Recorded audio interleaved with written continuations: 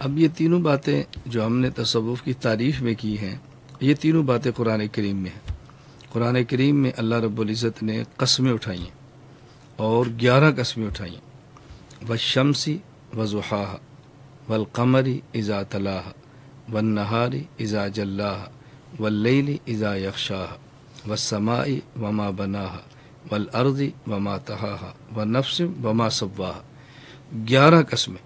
اور پورے قرآن کریم میں کسی مضمون کو سمجھانے کے لیے اتنی قسمیں اللہ نے نہیں اٹھائیں جتنی قسمیں اس مضمون کو سمجھانے کے لیے اٹھائیں۔ 11 قسمیں اٹھائیں، پھر فرمایا قد افلح من زکاها وقد خاب من دستاها، 11 قسمیں بیان فرمائیں۔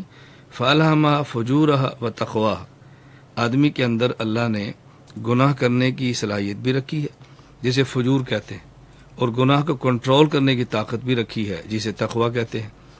اب یہ حاصل کیسے ہوگا کہ آدمی گناہ سے بچے، کنٹرول کرے؟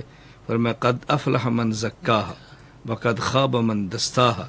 تو یہ تزکیۃ النفوس ہے کہ جب نفس کا تزکیہ ہوگا تو آدمی گناہ کو کنٹرول کرنے پر قادر ہوگا، تقویٰ پیدا ہوگا، اور جب چیزیں پیدا ہوں گی تو قد افلح، پھر انسان کامیاب ہوگا۔ تو اللہ رب العزت نے 11 قسمیں اٹھائیں، پھر فرمایا کہ انسان کے مزاج میں گناہ کی طاقت اور کنٹرول کرنے کی طاقت بھی رکھی ہے، اور پھر فرمایا کہ کامیاب وہ شخص ہوگا قد افلح۔ افلح ماضی ہے جو تاکید تحقق کے لیے، پھر اس پر لفظ قد داخل ہے جو تحقیق کے لیے ہے۔ اس کے بعد فرمایا من زکاہا، یقیناً وہی شخص کامیاب ہوگا جو اپنے نفس کا تزکیہ کرتا ہے۔